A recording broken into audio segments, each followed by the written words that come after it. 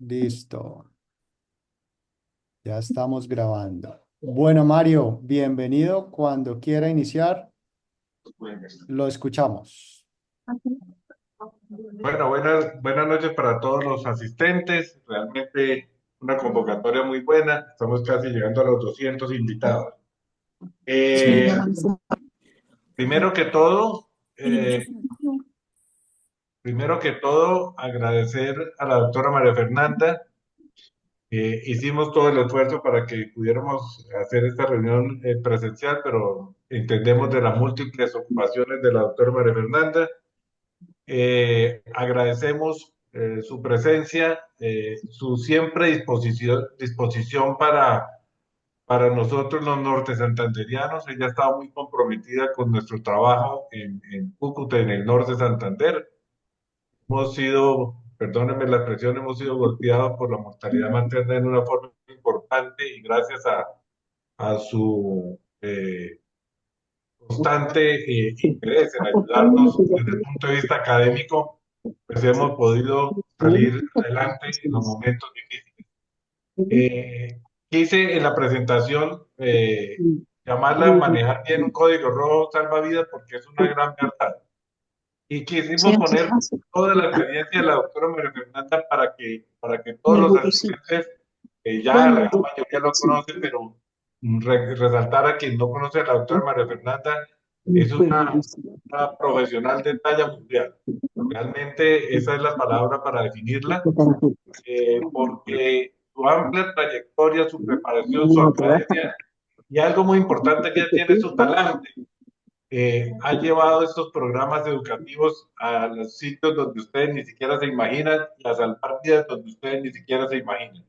Entonces, agradecer su generosidad, su compromiso con la academia, su compromiso con la FECONSOC, su compromiso con nosotros los norteantanderianos y Sorrojo, y decirle que esperamos pronto verla en nuestra ciudad. Gracias, doctora. El micrófono es suyo. Muchas gracias por la presentación. Va a ser excelente la presentación. No lo sé. Pues sí, ya toca ser excelente con con esa entrada. Muchas gracias a ustedes. Gracias por invitarme a estar aquí esta noche. Por favor, todas las preguntas que quieran anotar, me las hacen al final porque no los voy a poder ver. Yo me siento muy honrada de poder estar aquí hablando en nombre de un trabajo que no es de una persona, sino que es de un grupo muy grande. Queríamos ir a Cúcuta, quedamos en la deuda, tenemos un compromiso muy grande poder acompañarlo. Sé que el doctor Galvillano va a estar en la presidencia, pero aquí estamos. Y sé todo lo que ustedes hacen, sé la enorme carga de presión que llevan en este momento, la situación de violencia que nos afecta a todos los colombianos, pero especialmente a ustedes. Entonces, desde acá, acompañándolos y en lo que tengamos que hacer para poder apoyar a Cúcuta y a todo el norte de Santander, pues lo haremos. Yo voy a compartirles mi presentación. No me está dejando compartir. Ahí te mandé allá. Ya ahí le di a aceptar, doctora María Fernanda, para que pueda Listo, compartir su presentación y somos todos ellos. listo. Entonces me escuchan y me ven bien, ¿verdad? Sí, señora, perfecto. Entonces, bueno, yo voy a hablarles de la hepatología y la enfermedad de mis amores. Y uno tiene los amores con estas situaciones, personas o emociones en la vida que tal vez no pueda controlar. Yo creo que la hemorragia postparto es uno de los escenarios más dramáticos que cualquiera de nosotros tiene que vivir y por eso hemos tratado desde múltiples opciones y miradas tratar de ver cómo en realidad esto pudiera hoy cambiarse. También quiero contextualizarles un poco de las cosas que están cambiando y van a seguir cambiando y que esperamos puedan tener un impacto en reducir esta complejidad de lo que implica la hemorragia postparto. Y hace un tiempo una de mis amigas, grandes amigas, me decía, pero ¿hasta cuándo vas a hablar de esto, por Dios? Y la razón es, pues nos toca seguir hablando porque el mundo se ha trazado unos objetivos de desarrollo sostenible en el cual debería haber cero pobreza, en el cual no debería haber hambre y en el cual no deberíamos tener la mortalidad de mujeres cuya patología es totalmente evitable. Y hay unas metas que establece el mundo en donde la razón de mortalidad materna en ningún país y en ningún territorio debe ser mayor a 70 muertes por cada 100.000 nacidos vivos. La meta para Colombia es alcanzar una razón de mortalidad de 32 por 100.000 al año 2030. Que si en el año 2030 nosotros no llegamos a alcanzar esa meta, vamos a tener un problema muy grave porque los créditos colombianos están atados al cumplimiento de esos indicadores. Pero con el progreso que tenemos hoy en el mundo, se van a morir 1.000.000, óigame bien, 1.000.000 de mujeres, porque no vamos a alcanzar esa meta, porque territorios como los nuestros siguen estando por encima de la meta. Por ejemplo, el norte de Santander debe tener una meta en razón de mortalidad. Para el Valle del Cauca, que es donde yo estoy, es de 25 muertes por cada 100.000 nacidos vivos. Ustedes deben tener la propia, pero todos estamos volados por encima de lo que deberíamos estar haciendo. Y a partir de esto hay una preocupación muy grande porque hay países donde la razón de mortalidad materna por hemorragia supera, o territorios como mi bello Quibdó o mi bello Chocó, donde la razón de mortalidad materna por hemorragia posparto supera los 500 por 100.000. Este artículo va a salir este año. Nosotros fuimos revisores de la nueva versión. La hemorragia posparto sigue siendo la primera causa de muerte en el mundo. En América Latina ahora son los trastornos hipertensivos, pero esto está en una guerra permanente entre lo que debe suceder y no. Y cuando usted se pregunta por qué la gente se muere, pues no es que las colombianas tengamos un gen que nos haga sangrar. Lo que tenemos es un problema muy grave en la calidad de la atención y en la seguridad clínica. Nosotros que nos hemos recorrido este país de arriba abajo, de Maicao al Putumayo, pues llegamos a ciertas partes donde a mí me dicen, no es que aquí la gente no sangra, entonces, pero se mueren 10. 10 que sangraron, esas 10 murieron. Y resulta que usted se da cuenta que el problema más grande que tenemos es que nosotros no estamos entrenados como equipo, ni siquiera para la detección. Entonces el problema es un problema de calidad en donde si e inclusive yo pudiera detectar las pacientes de una manera más precisa, las pacientes no tendrían por qué morirse alrededor de, digamos que en términos generales, cuando una mujer muere desangrada, es una mortalidad evitable. Pero tal vez si yo estoy en la mitad de algunos territorios como los que nosotros estamos acompañando, donde se nos muere la gente esperando un helicóptero, porque no hay otra manera de poder llegar, pues usted dice aquí sí en realidad se nos vuelve muy difícil la evitabilidad. Y eso es lo que pasa en el país nuestro. En el país nuestro, este mapa lo ha hecho muchas veces Germán Gallego en el transcurso de los últimos 15 años, pero no se modifica. Es decir, las regiones siguen estando exactamente igual. Y la problemática radica en que muchas de las cosas que yo les voy a decir, que nos parecen obvias, pues no son obvias para todo el mundo. Yo hace 3 semanas estaba en Quibdó, y cuando llegué, pues inicialmente ellos decían que estábamos en Suiza, pero cuando usted realmente se va y revisa los servicios, no habían catéteres 16 ni 18, llevaban 12 días sin oxitocina, no había una sola unidad de glóbulos rojos en Chocó, no teníamos misoprostol y no había norepinefrina. Y entonces usted dice, pues es que se vuelve imposible, ¿cierto? Cambiar ese rojo que es África subsahariana. Eh, para contarle luego, eso se pudo resolver, pero esta noche me acaban de escribir que no tienen otra vez medicamentos. Entonces usted dice, no vamos a poder, ¿cierto? Porque además no todo el mundo tiene las mismas, a pesar de las dificultades que ustedes tienen, pues en esto momento una paciente que sangra en Tibú dependerá enormemente de cuál es el sistema de transporte que haya para poder sacarla. Eh, la gente de Tibú que nos lleva en algunas ocasiones, uno nota esa angustia de cómo voy a poder moverla desde allá, pero las distancias en el país son una cosa aterradora, ¿cierto? Hay mitad del río, hay mitad. Pero si yo hago lo que tengo que hacer y lo que yo les voy a mostrar, sí vamos a poder cambiarla. Es decir, si yo puedo colocar lo mínimo y con lo mínimo en los primeros 60 minutos, pero especialmente en la primera hora, hago lo que tengo que hacer, cambio la historia de lo que hoy se vive.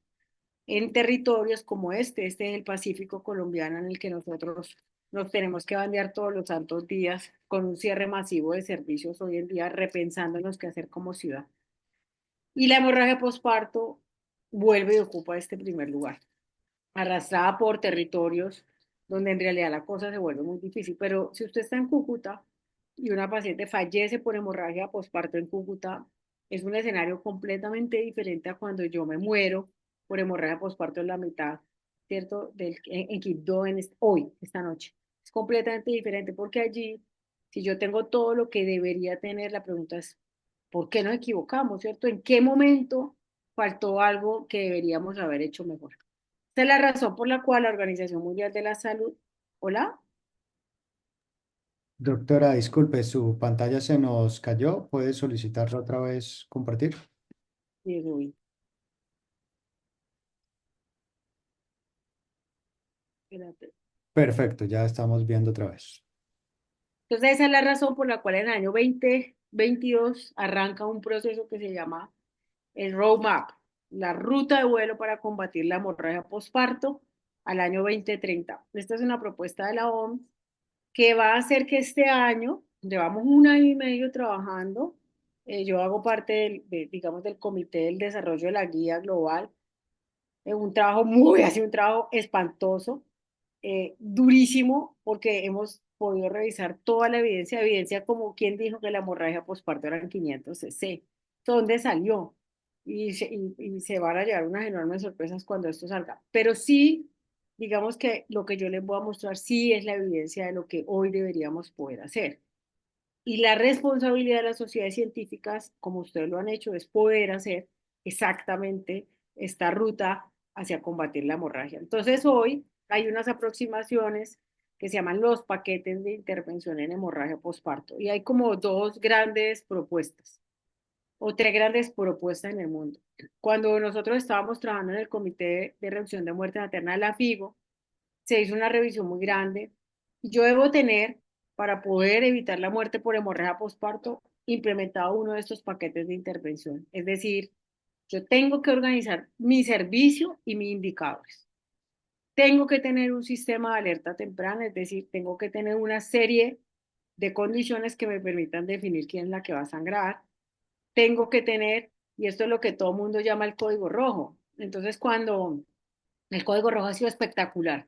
Es una propuesta muy importante, pero hoy se queda corta, porque en realidad yo lo que debería tener código rojo es esta partecita, pero de nada me sirve si yo no puedo identificar el sangrado, si no sé cuándo hago las intervenciones no quirúrgicas, cuándo hago las quirúrgicas y cuándo pongo sangre y cómo la tengo que colocar. Entonces esto nosotros lo publicamos en el año 2022 y son las recomendaciones de la Federación Mundial de Ginecología y Obstetricia que hoy soportan un poco, digamos, la evidencia que tenemos. Y la Organización Mundial de la Salud dice, para el manejo, yo debería tener dos grupos de intervenciones. Un primer paquete de intervenciones, que es lo que le voy a hacer a todas las mujeres que sangran, que es que le voy a poner medicamentos, le voy a poner líquidos, le voy a colocar el ácido tranexámico y le voy a hacer masaje uterino. Eso no tiene discusión y van a darse cuenta cómo hay una evidencia para cada una de estas intervenciones, pero también cuando cuando eso no me sirve, yo tengo que empezar al masaje, a la compresión externa de la aorta, a los balones y el choque y el manejo del traje antichoque neumático. Es decir, que la Organización Mundial establece paquetes para lo que yo hago de entrada y lo que hago cuando la paciente no me responde al manejo médico. Pero hay una propuesta que es la que nosotros hemos adaptado y la que nos hemos discutido con la Federación Colombiana de Sociedades de Ginecología y es, mire, yo debería tener una propuesta mucho más integral, ¿cierto? Si bien el manejo es este, de la que responde y no maneja y no responde, pues de nada me sirve tener eso si yo no tengo preparado el servicio, si yo no tengo adecuada prevención y reconocimiento del caso, si yo no tengo una respuesta estandarizada, si no tengo un reporte de análisis de los indicadores. Y aquí me adelanto, si yo todas las pacientes a las que voy a tener una hemorragia postparto les saco el útero, tengo un servicio por fuera de los estándares. Yo debo tener un servicio donde menos del 10% de las pacientes terminen en una histerectomía. Y si estoy en un nivel pequeño, estoy en Tibú o estoy cerca a Ocaña, en otra parte, en alguno de los pueblos, pues ahí mi indicador es que a esa paciente le pueda colocar el ácido tranexámico. Y obviamente una atención respetuosa, equitativa y de cuidado.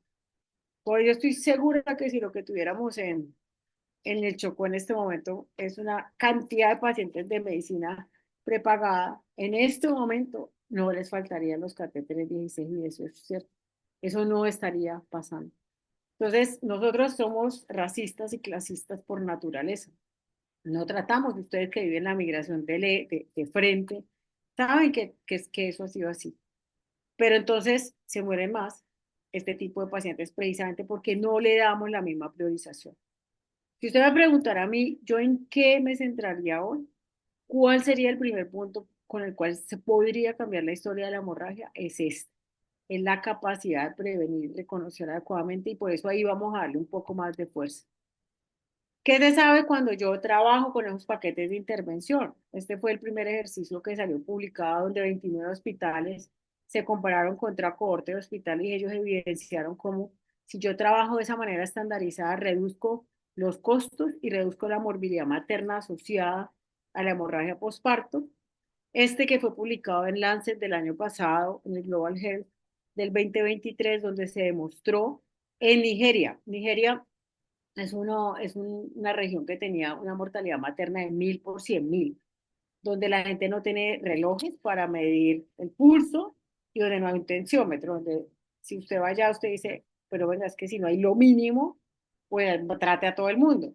Pero ellos hacen un ejercicio organizado de una identificación, digamos, relativamente temprana, pero de un manejo estandarizado y logran bajar la mortalidad materna de 1000 por 100.000, que es como que en el hospital se murieran 6 pacientes por día por hemorragia postparto, más o menos esa es la relación, a lograr que no se muera ninguna o menos de 6 en el mes. Y esa relación sale publicada y dice, mire, los paquetes de intervención sirven.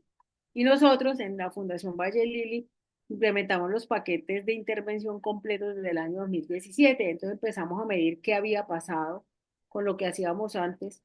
Y una vez usted implementa todo, es decir, implementa esto que yo les estoy diciendo, me preparo, organizo mi identificación, hago el manejo, etcétera, hemos logrado demostrar que en una institución de nivel 4 muy compleja se puede lograr la reducción de la hemorragia postparto masiva, el ingreso a la unidad de cuidado intensivo y la histerectomía.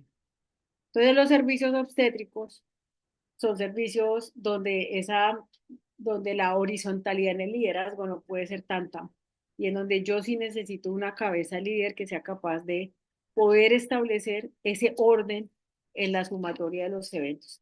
Pero además, donde hay un punto que es muy importante, porque en todo este país pues no hay plata para nada y menos ahora, especialmente para los hospitales privados, donde yo puedo demostrar que el uso estandarizado de estos protocolos disminuye los costos de la atención. Entonces, basado en todo esto, pues yo como hospital, yo como universidad, tengo que aprender a enseñar que lo más importante es la organización del servicio en la implementación de esos paquetes de intervención. Entonces, ¿cómo se va a hacer? Entonces, en el modelo que nosotros trabajamos de los hospitales padrinos y ahijados, yo tengo para los hospitales pequeños que tener, para prepararme el kit, tengo que tener los medicamentos completos, tengo que tener el traje antichoque no neumático, los balones, que en este caso pueden ser los balones de LAVI, que son balones menos costosos, tengo que tener las listas de chequeo y tengo que tener los flujogramas de manejo. Pero si yo soy en un hospital de alta complejidad, eso debe estar apoyado por la capacidad de tener sangre y ojalá una unidad de cuidado intensivo obstétrico. ¿Cómo deben estar organizados los insumos? En un carro, yo siempre pongo la historia de como unas loncheras que alguien se inventó, que no sé de dónde salieron, pero basado en la evidencia, la estandarización de un carro de la hemorragia obstétrica y o de la emergencia obstétrica, donde usted tenga todos los insumos disponibles, pues una estrategia de preparación organizada para un lugar. Y en donde yo, en medio de la emergencia, mi cerebro de la intuición, que es el que actúa rápidamente, se combine con el cerebro de la concentración y pueda tener una lista de chequeo. Hace poco que estaba en un hospital, hace como 3 días, un hospital nuestro, que necesitamos que funcione muy bien, uno de los profesores más antiguos me dijo, no, yo no voy a utilizar las listas de chequeo, yo todo lo tengo acá. Y yo decía, pues qué maravilla, porque yo no, ¿sí? Y resulta que nadie lo tiene. Usted sí o sí, utilice la que quiera. Nosotros hicimos una propuesta, esa propuesta fue diseñada por millennials, esto ha recorrido todo el país. Tenemos una evaluación de cómo funcionan las listas de chequeo de más o menos 2.000 personas, que funciona muy bien, pero lo que pretende la lista de chequeo es poder tener un ABCD que le dé un orden en el momento de la emergencia para que usted pueda tomar. Entonces yo le decía al profesor, profesor, es que usted es uno en un millón. El resto de los mortales se nos olvidan las cosas, nos estresamos, nos angustiamos y tenemos un cerebro reactivo que no nos permite pensar. Entonces, si yo me quiero preparar, solo para la preparación, yo tengo que tener mi equipo obviamente entrenado, que es un poco lo que estamos haciendo hoy, pero tengo que tener mis insumos y tengo que tener mis listas de chequeo. Entonces, ¿cómo lo vamos a prevenir y a reconocer? Y yo debería tener algunas condiciones que me permita establecer cuáles son esas pacientes que tienen unos riesgos específicos. Y de pronto esto es de las cosas que ha cambiado. La primera estrategia de prevención es que yo tengo que tener el manejo activo el tercer periodo del parto. Yo estuve en Suiza en una reunión de 3 días revisando el manejo activo, casi me enloquezco, porque se revisó exactamente cuáles eran las dosis de los medicamentos y cada uno de los pasos que hoy tiene evidencia. Y basado en la evidencia, en todo paciente que tiene parto o cesárea, yo tengo que aplicar 10 unidades de oxitocina endovenosas, que puede ser, ¿sí? Que debe ser en cada institución bien organizada. Tengo que saber que la tracción controlada del cordón la debe hacer alguien que esté entrenada, que el masaje uterino agresivo ya no se usa, ¿cierto? Y que esas dos estrategias, o esas tres estrategias, deben ser implementadas de manera rutinaria. Digamos que eso medianamente el mundo lo hace bien. Pero lo más importante que yo tengo que tener es unos alertas que a mí me digan, ojo que esta señora está sangrando, ojo que va a sangrar, pilas, que aquí es donde arranca el diagnóstico. Porque creo que al menos uno de nosotros tiene la sensación de que alguna paciente se le murió, le sacó el útero, o le hicimos algo que no había, que no teníamos que pasar por eso. Y bajo esa mirada, más o menos, esto ya tiene un tiempo, tiene más de 15 años, alrededor hoy se calcula que alrededor de unos 7 millones de personas mueren en el mundo por los errores que nosotros cometemos, ¿cierto? Entonces, si eso ya se sabe que es así, la meta de nosotros es poder apagar el problema antes de que se convierta en un incendio masivo, porque ningún paciente muere de repente. Cuando me dicen, no, es que la paciente hizo paro por sangrado, usted perdió la volemia. Para usted perder la volemia, pues ha sangrado 6 horas. Todo paciente que está gravemente enfermo avisa que está sangrando. Y todo paciente que está gravemente, que se va a morir, nunca se va a morir excepto en el tromboembolismo pulmonar masivo.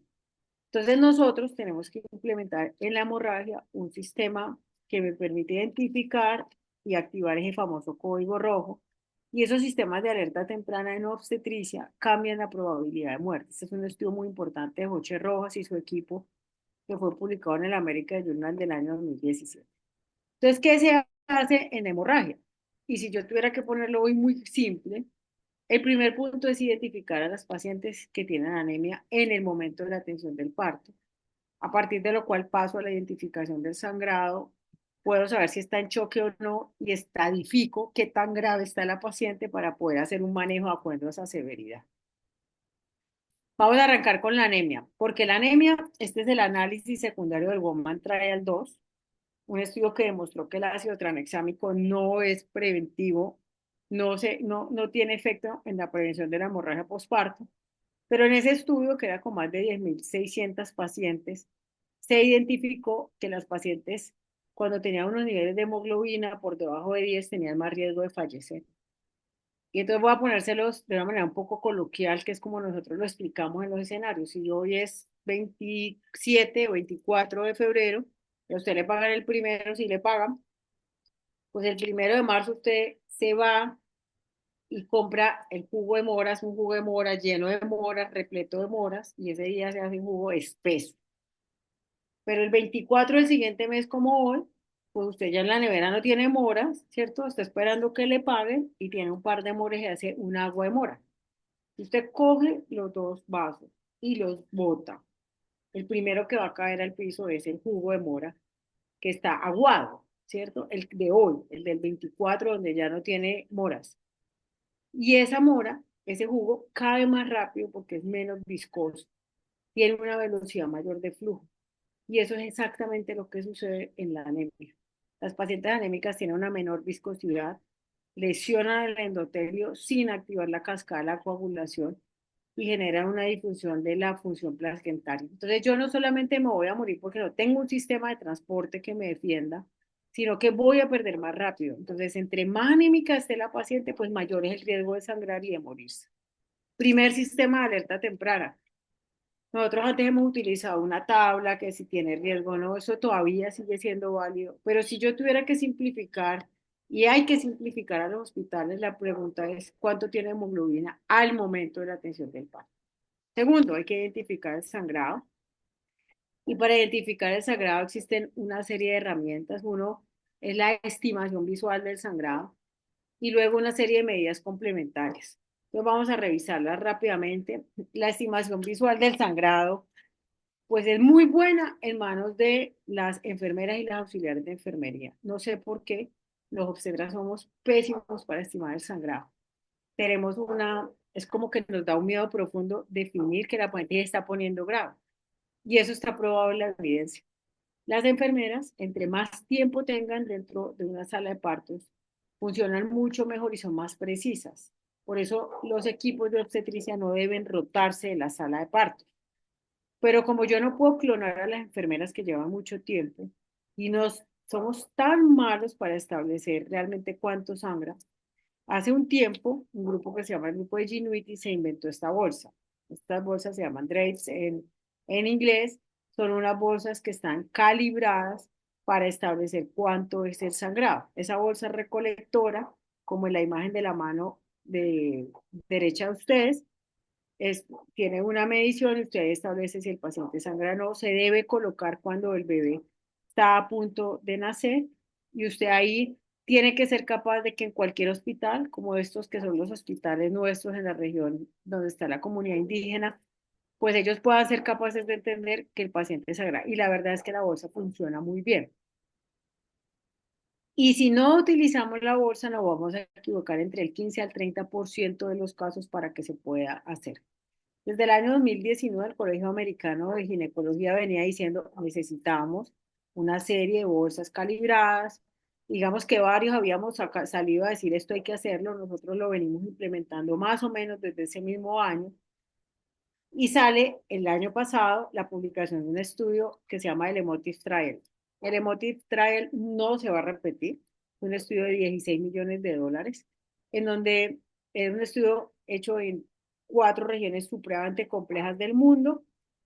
Fue un estudio aleatorizado por grupos, tuvo una fase de control inicial y tuvo luego una evaluación de metodología mixta.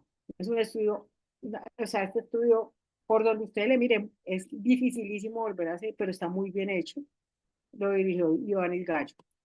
Y ellos, el Emotive es la detección temprana, fue donde más fuerza se le hizo, y luego el tratamiento estandarizado, donde ellos llegaban a ese paquete que es el masaje, la oxitocina, el tranexámico y los líquidos, y luego entraban a lo que se llama ese paquete de intervención de las pacientes que no responden al manejo médico. Pero esta era la bolsa, que miren la que es igual, pero ellos ahí establecieron una cosa, y yo quiero que se queden con este mensaje. ¿Cuánto es lo que debe sangrar una mujer normal? ¿Quién dijo que 500 era normal? No puedo contar mucho de esto porque no me lo permiten, pero voy a decirles que en el año 1867 una enfermera dijo, yo creo que eso es más de 500 y creo que eso es anormal. Y ahí para allá nos fuimos con toda. Entonces resulta que los estudios más precisos han mostrado que si una paciente sangra más de 300 y presenta el grado de inestabilidad, ojo, que esa señora tiene mucho riesgo, pero si una paciente sangra más de 500, definitivamente tiene un riesgo más alto de morirse. Bajo unas observaciones más precisas, yo tengo que saber que una paciente sangra más de 500. Y hoy es mandatorio, con un estudio que tuvo 48.000 pacientes con hemorragia postparto y en donde el punto clave fue la detección, que yo tenga una bolsa de detección de la hemorragia postparto. Si usted no la tiene, usted está por fuera de los estándares. Ese es el estándar universal. Hace como 2 semanas sale publicado este artículo en el Lancet, donde además se hace una evaluación de cómo la gente percibe la bolsa y cómo percibe ese paquete de intervención y ahí se reporta claramente que cuando usted tiene la bolsa, la cosa funciona mejor. A mí me cuesta mucho trabajo entrar a tener un cuarto y tener la bolsa porque me voy a perder. No voy a saber qué es normal y anormal. Y desde el año 2023, la Organización Mundial de la Salud dice, hay que tener una bolsa en todos los partos. Hace como 15 días estaba en otro hospital y me dijeron, nosotros todos se lo ponemos al de alto riesgo. Resulta que el 60% de las pacientes van a sangrar sin ningún factor de riesgo. Entonces debe ser para todo el mundo. Otra medida son las medidas volumétricas. Las medidas volumétricas es una medida en la cual, perdón, gravimétricas, en la cual yo utilizo las compresas. Yo debería tener más o menos 5 compresas por atención de un parto. Y una compresa completamente llena de sangre puede pues, tener hasta 200 cc. La roja, la que está más hacia el lado derecho de ustedes, tiene 200 cc de sangre. Entonces, si yo tengo 5 compresas llenas de sangre y pido otro paquete, esa paquete ya sangró, ¿cierto? Y yo en ese momento, si yo estoy pendiente de mi bolsa y de mis compresas, pues podría claramente definir que una paciente está sangrando. Adicional a las medidas que toma en el quirófano, pero la evidencia sí reporta que una vez usted implementa estas medidas, la cosa funciona mejor dentro de los hospitales. Entonces, necesito saber si está anémica, necesito saber cuánto sangró y necesito saber si está choqueada o no.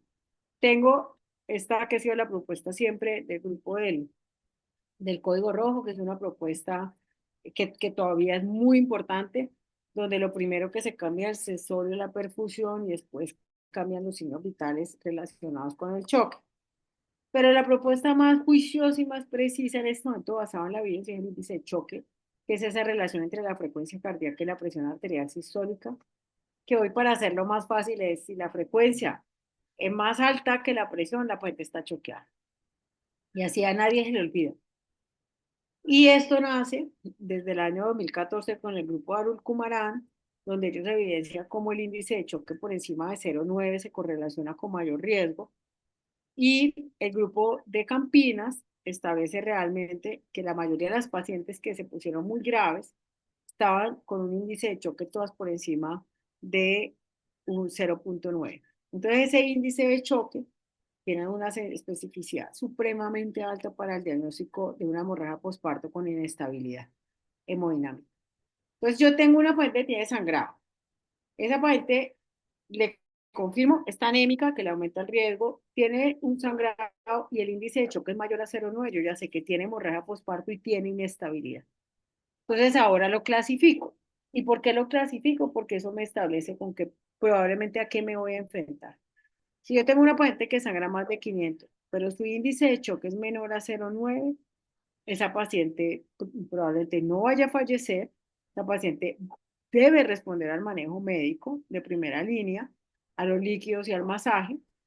Si está entre 0,9 y 1,4, esa paciente necesariamente va a tener que recibir el manejo que ya les dije, pero probablemente sea candidata al traje antichoque no neumático y al valor y a los valores y a lo nuevo que les voy a mostrar que es el JEIRA. Y si está con un índice de choque por encima de 1,4, esas pacientes son candidatas a cirugía y probablemente a transfusión masiva, frente a las que están en estadio 4, donde lo único que las salva es algo que se llama la resucitación de control de daños. ¿De dónde salen esos valores? Pues hay varios estudios, hay estudios en la obstetricia que demuestran que el índice de choque por encima de 1,4 tiene una especificidad muy alta para que una paciente termine en una cirugía mayor. Y hay unos grupos en trauma en donde se correlacionó que el índice de choque mayor a 1,4 se asocia a un grupo severo de choque severo y ese choque severo se correlaciona con una déficit de base mucho mayor. ¿Qué se sabe además del índice de choque? Que cuando el índice de choque se hace entre el más alto y el que se hizo al inicio del proceso de la paciente, eso se correlaciona muy bien con la necesidad de transfusiones y el índice de choque más alto que haya tenido con el resultado adverso. Es decir, que si la señora tuvo 2,0 índice de choque, usted ya sabe que la señora va a terminar en una condición muy grave. Sin duda, en estudios observacionales prospectivos de cohortes, es un disparador por encima de 1,7 de reanimación hemostática. ¿Para qué le sirve eso? La señora llega al hospital de referencia. está en Ocaña, llega con 1,8 de índice de choque, o usted la encuentra con 1,8 de índice de choque, usted sabe que esa señora necesita sangre y cirugía mayor. Y también la probabilidad de muerte es muy alta. Yo tengo una probabilidad muy alta de poder fallecer que tiene un valor predictivo negativo del 98%, es decir, que si usted no tiene ese índice de choque no se va a morir.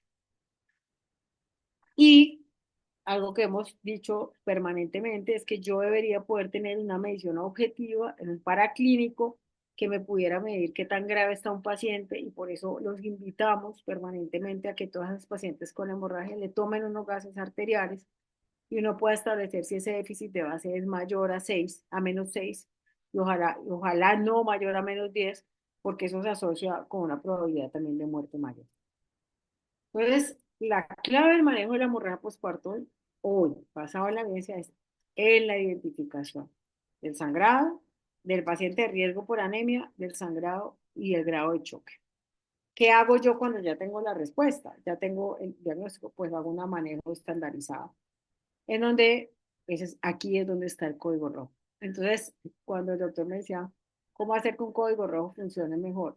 La primera parte es la más importante. Hoy a eso es a la que le tenemos que apuntar. Yo por eso les insisto, no vendo bolsas, no tengo una industria de bolsas, sé quién las puede vender hoy más barato, pero sí necesitamos tener unas bolsas que funcionen bien. ¿Qué tenemos en tiempos? Porque la hemorragia postparto es una entidad tiempo dependiente, es decir, entre más me demore, pues mayor riesgo de muerte. 1, 5 minutos al diagnóstico, 10 minutos para el manejo médico y 15 minutos para definir el traje, porque el índice de choque se debe medir en el minuto 0, en el minuto 15 y en el minuto 30. Si yo en el minuto 0 sé que la señora está choqueada, en el 15 debería estar mejor. Pero si una paciente no está mejor y o llega extremadamente colapsada a su hospital, póngale el traje antichoque no neumático. Ya vamos a hablar un poquito de eso. A los 20 minutos debería colocar el valor y a los 30 minutos debería definir si esa paciente requiere o no requiere una cirugía mayor. Entonces, ¿cómo arranco el manejo? El manejo lo arranco dependiendo de dónde esté. Si yo estoy en Timbiquí, esta noche hay un médico, un auxiliar, y siendo muy de buenas, un buen guarda, que además es el camillero, que además él da la facturación, que además es el que maneja la lancha. Pero en un hospital como el suyo, o en un hospital universitario, pues hay más gente, ¿cierto? Entonces, yo, ¿cómo me organizo? Me organizo con el equipo que tenga. Si estoy en un hospital pequeño, debo colocar a alguien que esté en la cabecera del paciente para ver el estado de conciencia y colocarle el oxígeno. Debo colocar a alguien en un brazo para cogerle los accesos venosos, colocarle los medicamentos y debo tener a alguien en la mitad de las piernas para que sea capaz de hacer el masaje e identificar.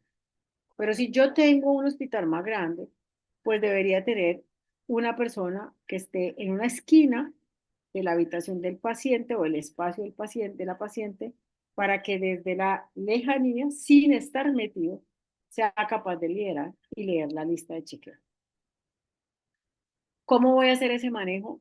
Esto siempre se lo enseñamos a todos los médicos donde vamos que nos preguntan, y si yo digo puede muy grave, si llega por trauma, si llega por intoxicación, si llega por una crisis hipertensiva, por donde usted quiera, hágale siempre el ABCD. Si no está en paro, siempre será el ABCD la manera para guiar. Entonces, a las pacientes con hemorragia postparto hay que colocarle oxígeno a 10 litros por minuto por una máscara de menor de inhalación.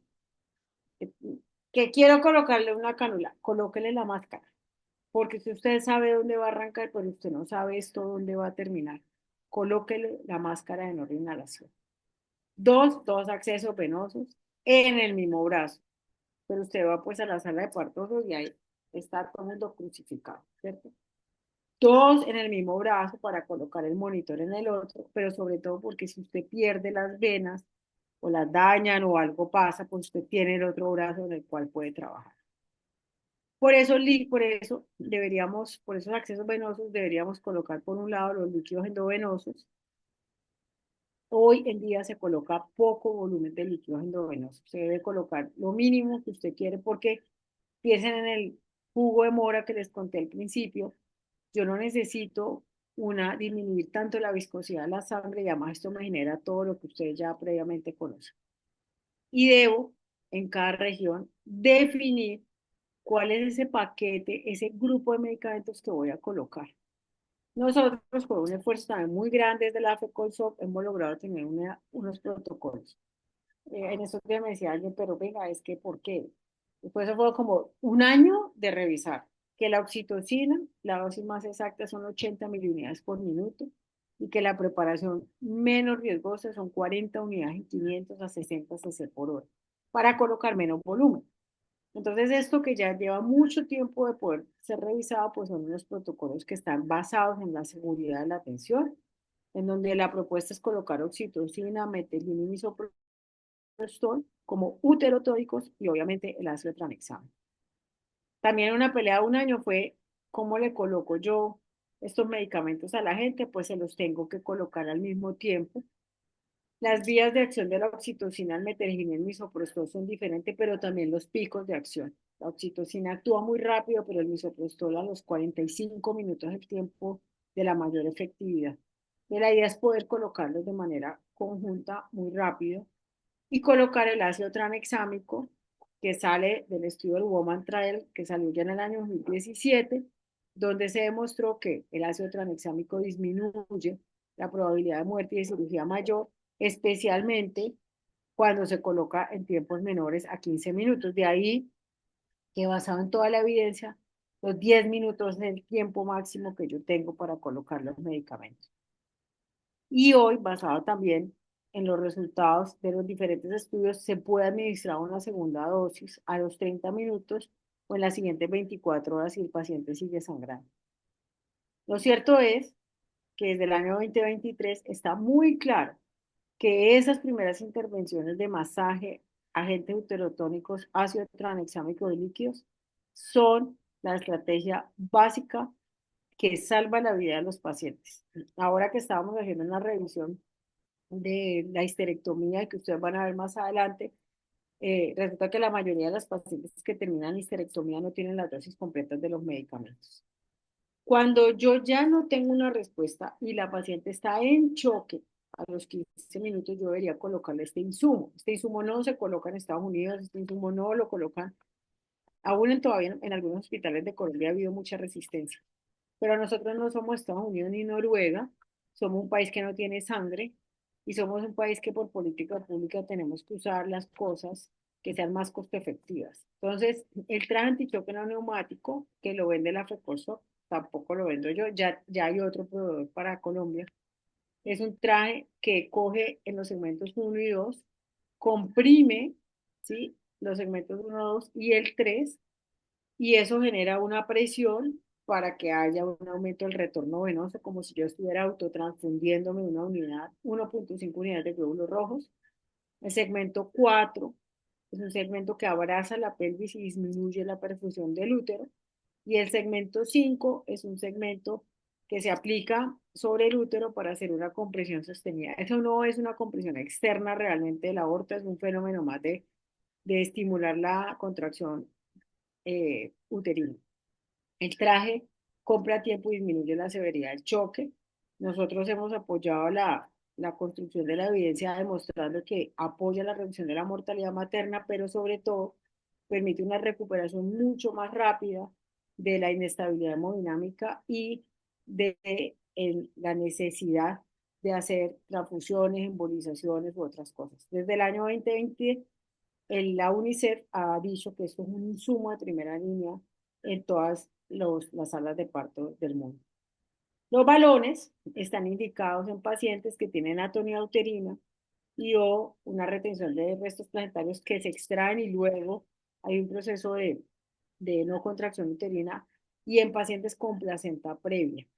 Hay una serie muy alta, muy grandes, casi 800 pacientes por rama con placenta, con balones y placenta previa con buenos resultados. Son las dos indicaciones grandes que tenemos en este momento. Balones hay muchos, lo que necesitamos es un balón que se pueda inflar rápidamente, que permita que esa inflación no supere la presión sistólica de las pacientes, eso es muy importante, y que cuando se infle no se rompa. Eso es lo que tiene que tener un balón para que funcione muy bien, y el fenómeno del balón es inflar el útero como una bomba, Cuando yo inflo una bomba la adelgazo de tal manera que hago una compresión de las arterias uterinas para que no me genere un mayor problema. La tasa de éxito global del baloncesto es del 85%, pero mejora mucho con el uso del traje antichoque no neumático. No debería ser colocado por personal que no está entrenado. Y hoy lo que sí hay es una serie de balones, algunos, como el balón de Lavi no tiene esto, este balón lo tiene generalmente, esta opción la tiene el balón de Bakri, que es la opción de tener un reservorio a través del cual sale el sangrado que viene desde la cavidad uterina. Y si ese sangrado, hoy basado en la evidencia, es superior a 200 C y especialmente a 250 C en 10 minutos, ese balón no sirve y la única opción que le toque a la paciente es la cirugía. No le sirve las cirugías hemostáticas, porque normalmente estos son úteros que no responden y que son realmente úteros atónicos. Entonces, los test de taponamiento hoy hacen parte de las medidas que yo debería tener en un hospital grande y por tal razón, la recomendación que nosotros hemos hecho es que el balón de Bakri debe estar en los hospitales de referencia. ¿A quién no le sirve el balón? Al que está en coagulopatía, a los pacientes a los cuales me demoro en colocárselo, a las pacientes con acretismo placentario no debería colocárselo de ninguna manera. Y el uso combinado con el traje evidentemente disminuye la necesidad de transfusiones. Este es el JEIDA. El JEIDA es un sistema, este es un insumo que tiene INVIMA, que tiene FDA, que tiene unos estudios buenos, donde tiene un mecanismo de acción completamente diferente y es que yo hago una succión. Nosotros, a partir también de una reunión con FECOLSOC, vamos a hacer un estudio, ya estamos a muy poco de poder arrancarlo en Cali, entre la Fundación Valle del Livio y el Hospital Universitario del Valle. Creemos que el proyecto, porque necesitamos probar que esto funciona en el marco de este protocolo que ya tenemos estandarizado en las dos instituciones, porque es un insumo muy bueno, pero es un insumo muy costoso. Entonces necesitamos poder saber realmente dónde y quién debería poder tenerlo, porque es muy fácil de aplicar. Sea cual sea la condición, si esto no responde, yo tengo que hacer una intervención quirúrgica. Y la intervención quirúrgica va a ser extremadamente dependiente de quién esté al frente del paciente. Eso es muy relacionado con la competencia técnica. Estos videos son de Álvaro Nieto. Yo puedo hacer un torniquete uterino, que es una compresión de las arterias uterinas bilateral para poder frenar el sangrado mientras me organizo como equipo. Puedo hacer la compresión externa de la aorta a través de, aquí también está el código QR para los que quieran tenerlo. Ya el paciente está sangrando del quirófano, como paro y comprimo la aorta para que, perdón, interna de la aorta para frenar el sangrado. También tengo las suturas hemostáticas como la sutura de Belich, que es la más popular alrededor del mundo, que nunca debería hacerse por un solo cirujano, sino que en realidad debería hacerse por dos ginecólogos entrenados y que no debería hacerse tampoco por encima de las 2 horas. Estas cirugías deberían ser parte de los entrenamientos de los equipos quirúrgicos obstétricos, porque la última opción que la histerectomía, que fue la que la mayoría de nosotros primero aprendió a hacer, o por lo menos de mi generación, pues es muy complicada, es una cirugía que en realidad tiene unos riesgos gigantescos, las historias que tenemos son catastróficas cuando esto no funciona adecuadamente bien, pero también desde el año 2019 salen unos reportes muy importantes donde el riesgo de sepsis y de mortalidad por choque séptico después de una esterectomía también es muy importante. Hay que hacerla, sin duda, hay pacientes que no van a responder a nada más, y en aquellas que están en estados de algo que se llama el diamante letal, que es una combinación de fenómenos fisiológicos donde el paciente no coagula. No, yo tengo nada más una coagulopatía de consumo, esto no es una CID, esto es una coagulopatía de consumo.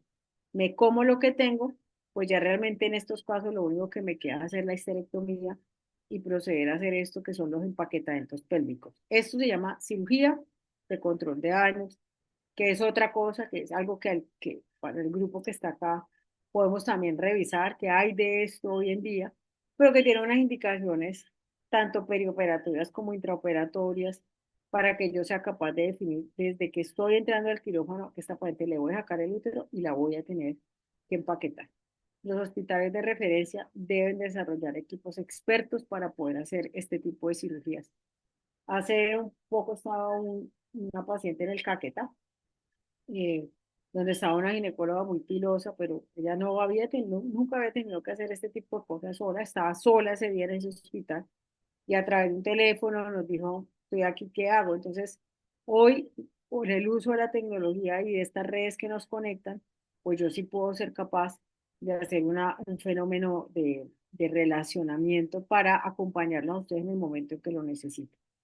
En estos estados de exsanguinación, pues yo debo hacer una estrategia donde además de que no le ponga mucho líquido, le ponga mucha sangre y esa sangre me permita disminuir ese diamante letal, que es un paciente que sangra, que está en coagulopatía, que está hipotérmica, que está hipocalcémica, que está en choque, que está en acidosis. Eso era antes, se llamaba la triada de la muerte. Yo no sé quién le puso el diamante letal, pero me pareció buenísimo. Y ese diamante letal y esas pacientes se pueden salvar a través del uso racional de los fluidos, los protocolos de transfusión masiva del uso de coadyuvantes. Después de que estuvimos en Quito, que todo llegó allá, que otra vez tienen todos los medicamentos, que otra vez había sangre. El sábado, no, sin sangre, el sábado por la noche, decimos a los 12 días de que estuviéramos allá, nos llamaron por dos pacientes gravísimos. No había una sola unidad de glóbulos rojos. Con mucho esfuerzo conseguimos tres en un sitio y lo que sí había eran como 20 unidades de crioprecipitado. Yo creo que estas 20 unidades hicieron que esas pacientes se pudieran ser transfundidas y llegaron a la Fundación Valle del Lili. La trajimos con la Fuerza Aérea Colombiana y esas pacientes están hoy vivas. Entonces, ¿cuál fue el éxito para poder sacarlas? Uno, poco volumen. Dos, hay que poner sangre. Nosotros no donamos sangre, nosotros tenemos un montón de problemas alrededor, por eso los primeros 30 minutos de autotransfundirme con el traje pueden ser vitales, puede ser la diferencia. Y hay algunas condiciones para la reanimación, donde especialmente niveles de fibrinógeno muy bajos se correlacionan con una probabilidad más alta de morir. Y obviamente, como les he dicho, este índice de choque como marcador. ¿Qué debería tener yo en los hospitales? Eh, Sobre todo en los niveles 2, debo tener al menos 2 unidades de glóbulos rojos ante un posible caso de hemorragia postparto. Y para estos pacientes en condición de exsanguinación, debería tener un paquete de transfusión que depende de lo que yo tenga. Para nosotros, por ejemplo, nosotros colocamos glóbulos rojos, pero lo que más colocamos es yo precipitado. Y yo estoy segura que eso fue definitivo para que esas pacientes que les mencioné pudiéramos tenerlas hoy día. Entonces sí necesitamos que los obstetras estén familiarizados con esta reanimación en el contexto de la hemorragia postparto. Hoy, esta mañana tuve que dar una conferencia parecida a esto y un grupo médico me decía eh, que había una serie de especialistas que hoy colocan todavía mucho líquido porque así se reanima. Es mandatorio que en mi hospital el anestesiólogo, el emergenciólogo y nosotros hablemos el mismo lenguaje. Y finalmente en el ABCD, pues las últimas partes están relacionadas con ese diagnóstico y con evitar la hipotermia para las pacientes y con tener ese trato humanizado, porque toda paciente que se somete a una hemorragia posparto tiene una tragedia en su vida, ¿sí? Solo hecho de tener que ser sometido a un masaje uterino, el solo hecho de tener que tener el paso del traje, solo hecho de tener que estar expuesta a estos momentos de terror, pues son muy importantes. ¿Qué debería yo analizar dentro de mis indicadores? ¿Cuál es mi tasa de histerectomía y qué tanto ácido tranexámico estoy usando? Que son los dos marcadores.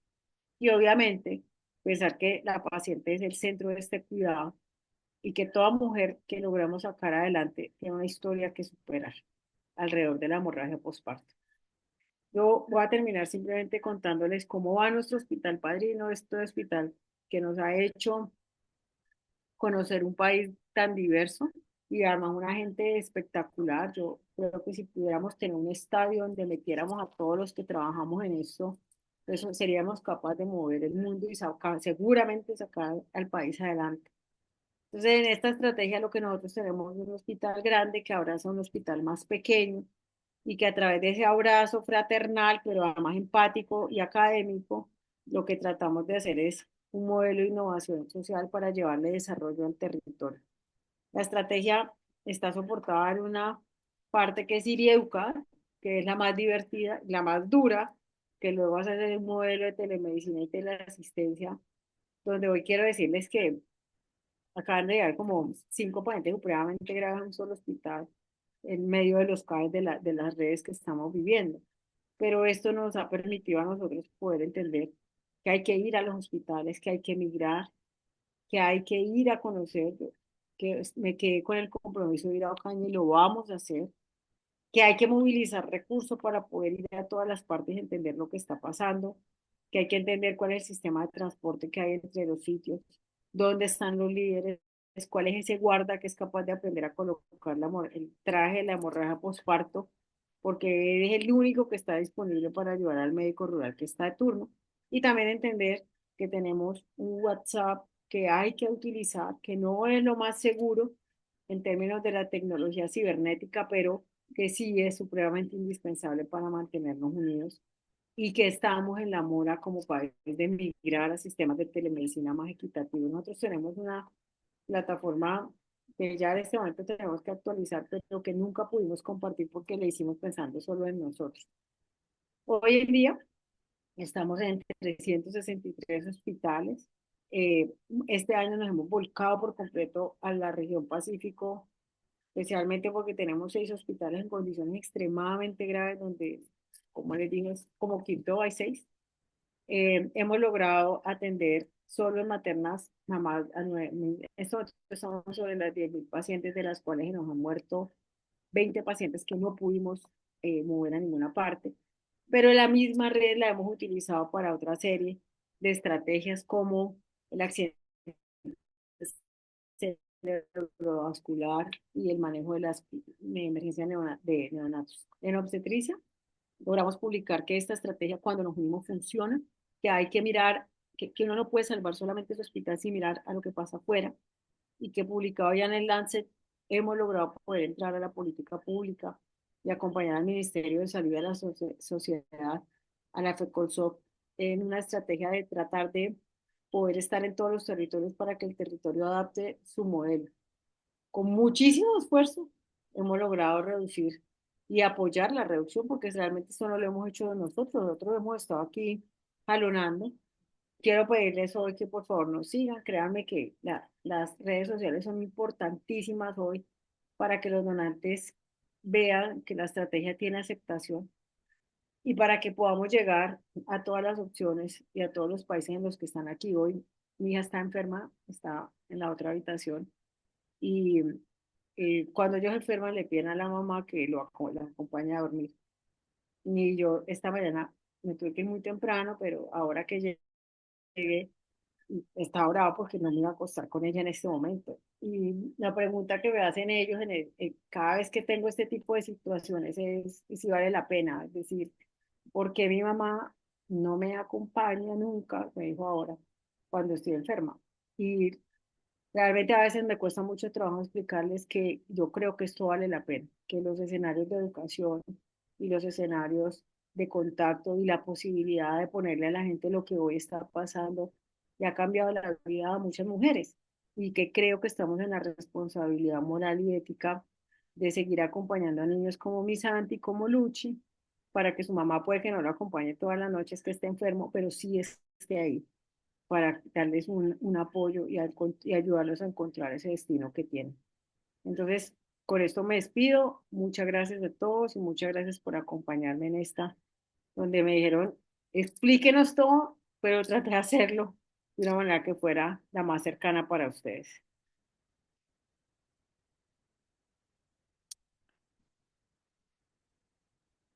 María Fernanda, mil gracias por su magnífica conferencia. Voy a abrirle acá el micrófono al doctor Mario Galvis para que nos acompañe en la sesión de preguntas. A todos los participantes, pues agradecerles la asistencia a lo que es nuestro primer webinar de este 2025.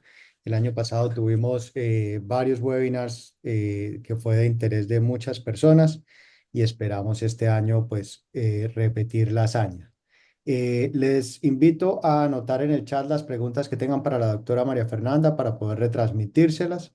Voy a empezar entonces a leer algunas. No sé, Mario, si antes nos quiera participar algo, comentar algo. No, Primero que todo, agradecerle a la doctora por el tiempo. Sabemos de obligaciones también en casa.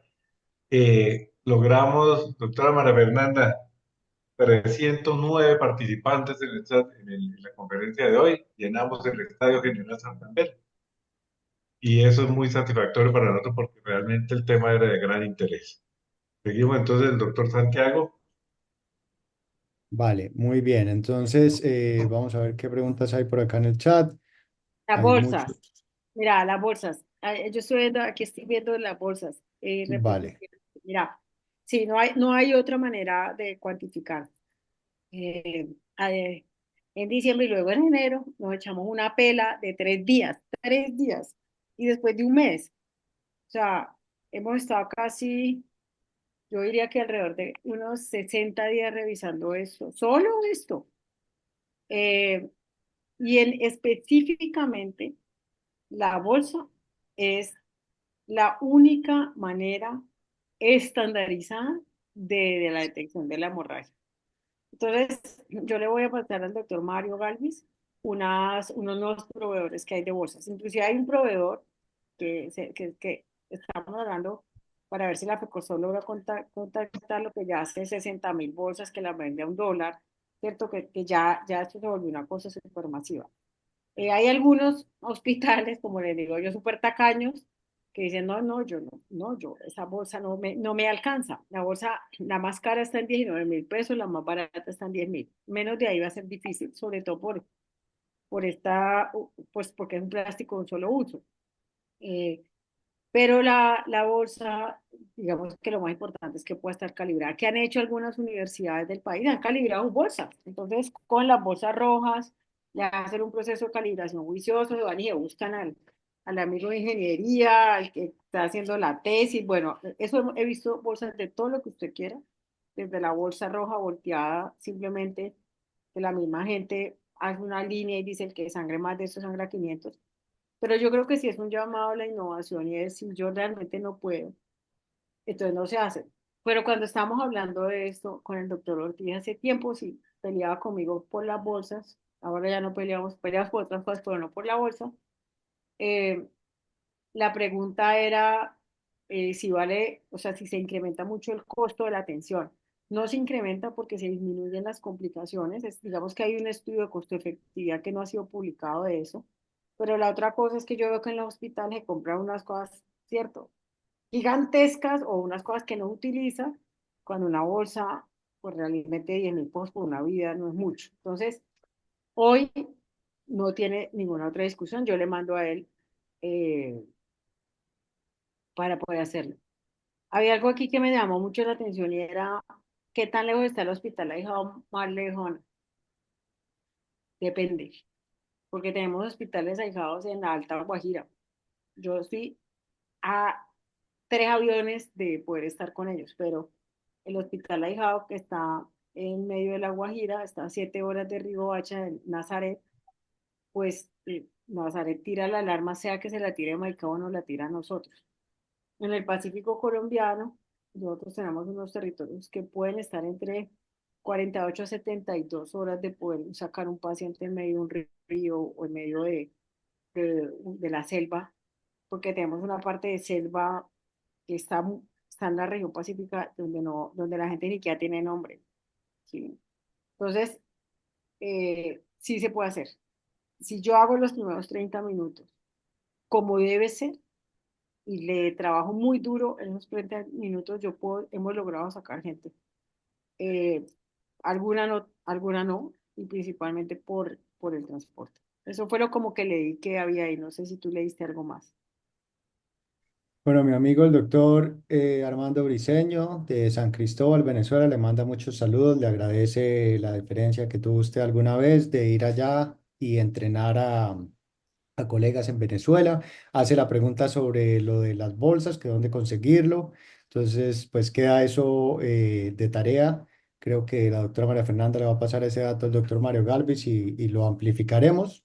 Eh, y acá Shirley Restrepo pregunta que cómo diferenciar entre sangrado y líquido amniótico, que cuando se mezclan, que cómo diferenciar.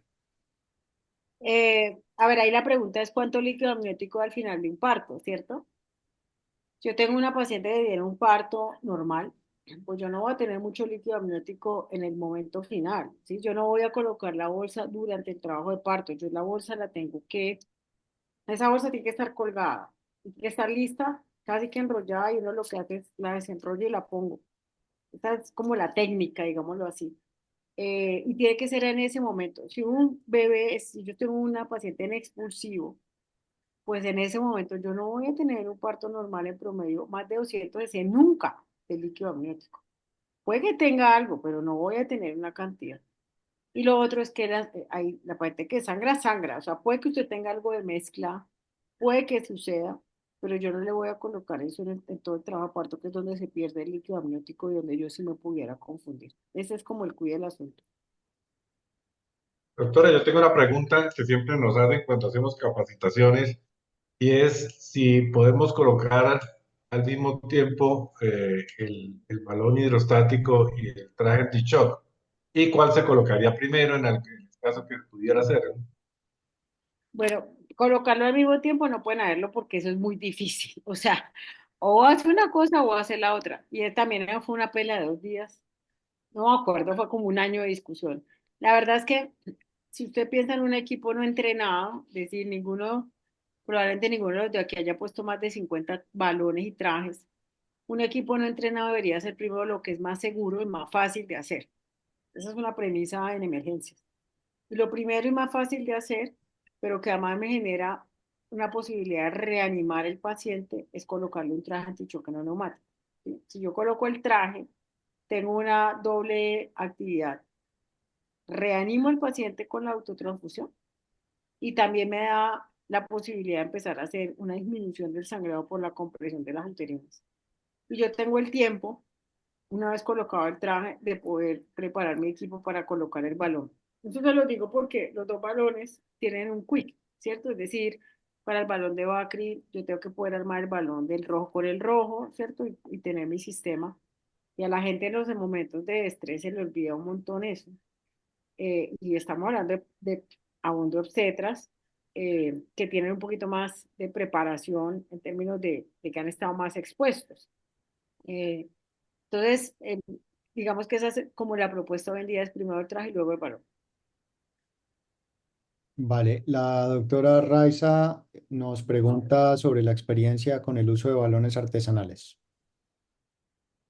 A ver, los balones artesanales fueron, el mundo de la obstetricia, la hemorragia postparto tuvo una época muy difícil hace unos años donde los balones, dos ensayos clínicos controlados hechos con balones artesanales mostraron un incremento de la mortalidad materna.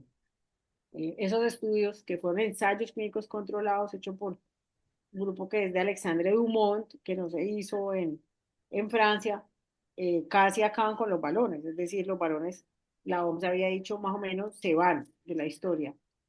Hubo mucha otra evidencia de ensayos clínicos más pequeños y de otras actividades donde demostró que los balones, especialmente la evidencia alrededor del balón de Bacrijal o no, que los balones permanecieran siempre y cuando el personal fuera entrenado. Entonces, la razón por la cual el balón hechizo cae en desuso, porque no es fácil de hacer. Es decir, tiene que tener un entrenamiento y lo que hemos visto es que los inflan y luego les ponen 1000 porque el condón, digamos, es mucho más flexible y luego los amarran, pero entonces llegan con ese balón ahí echando agua por todas partes. Entonces se necesita una competencia técnica más fina y ahí es donde nacen los otros balones, que es el balón del labio. El labio es un balón que vale 250.000 pesos colombianos, que lo tiene la FECOSOC, tenemos balones de labio eh, y hay un estudio, que ese no ha salido, muy grande del mundo, un ensayo clínico que va a salir con el AVI, que demuestra que sus resultados son muy buenos. Entonces, si yo tengo la posibilidad y es la fuerza que hemos hecho, yo debería tener un ELAVI, es un balón diseñado, es un material más preciso, es hecho hacia la mirada del médico general, es más económico, entonces es un balón que funcionaba muy bien. Los hechizos en realidad hoy no son la primera opción. Ahora, si usted no tiene más, pues debe estar muy seguro de que el personal que lo va a colocar está bien entrenado. Vale, súper, muchas gracias. Bueno, en el chat no hay más preguntas. Mario, no sé si tiene algún comentario final. Sí, para los que están conectados todavía, próximo 19 de marzo haremos una capacitación sobre endometriosis intestinal a cargo de la doctora Diana Carolina Andrade Rodríguez, una de nuestras nuevas ginecólogas en la laparoscopia, para que estemos atentos a la próxima invitación. No, finalmente, doctora María Fernanda, el compromiso es volvernos a ver en la ciudad de Cúcuta, en Ocaña, donde nos inviten, estaremos. Muchísimas gracias por su tiempo, excelente exposición, excelente capacitación para todos los que estamos conectados en el día de hoy. Bueno, sepa que aquí en Cúcuta tiene una familia y unos colegas que la aprecian. Yo sé, y estoy pendiente de ir y que me lleven a comer a ese restaurante tan bueno que me llevaron la otra vez. Muchas gracias a todos. Gracias por acompañarme el día de hoy. Un abrazo. Chao. Gracias. Feliz noche.